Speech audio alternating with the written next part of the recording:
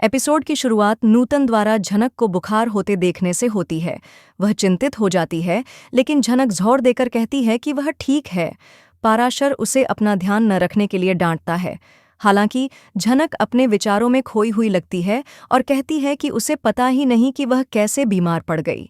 उसे लगता है कि उसके जीवन का कोई रास्ता नहीं है और वह चुपचाप टूट जाती है। पाराशर डॉक्टर को बुलाने का सुझाव देता है, जबकि बुआ उसकी चिंता का मजाक उड़ाते हुए कहती है कि जब उसे बुखार था तब किसी ने इतनी परवाह नहीं की। मंगल व्यंग्यात्मक रूप से बुआ से कहता है कि वैसे भी भगवान से मिलने का उसका समय नज़दीक है। आश्वस्त करने की कोशिश करती है कि वह मजबूत है और उसे डॉक्टर की ज़रूरत नहीं है। नूतन को डर है कि अगर उसे कुछ हुआ तो अराश्य उन्हें जिम्मेदार ठहराएगा, लेकिन झनक को लगता है कि अराश्य कभी वापस नहीं आएगा। उसने अब तक जो कुछ भी उन्हें बताया है वह सब झूठ है। दूसरी ओर अराशी अदिति से उसके साथ रहने की विनती करता है और सब ठीक करने का वादा करता है।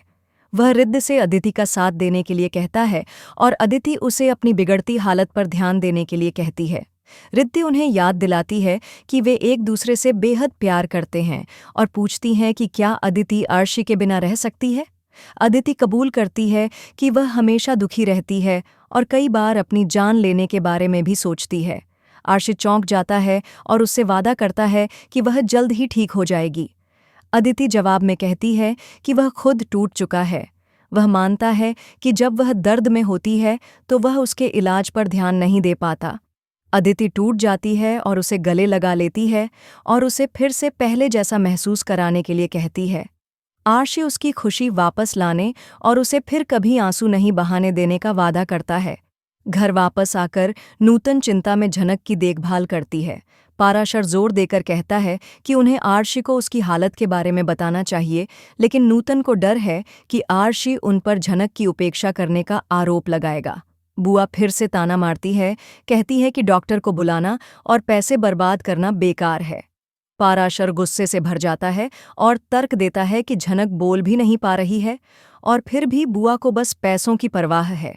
वह सवाल करता है कि क्या उन्हें उसके मरने का इंतजार करना चाहिए।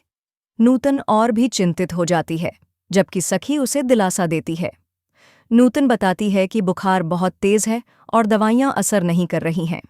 अगली सुबह अभिमन्यु आर्शी से अदिति के लिए योजनाओं के बारे में पूछता है। आर्शी परिवार को बताता है कि वह उससे एक दिन पहले मिला था और वह अभी भी उस सदमे से बहुत आहत है।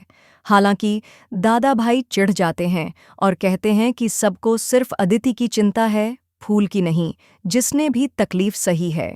आर्शी उन्हें यह कहकर चुप करा देता है कि वह नहीं चाहता कि फूल का नाम फिर से लिया जाए। उसने उसकी जिंदगी बर्बाद कर दी।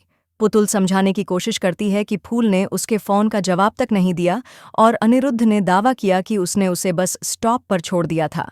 लेकिन आर्शी अडिग रहता है, वह उससे कोई लेना देना नहीं चाहता। दादा भाई निराश होकर कहते हैं कि आर्शी से अपनी अंतरात्मा की आवाज़ सुनने की उम्मीद करना उनकी गलती थी।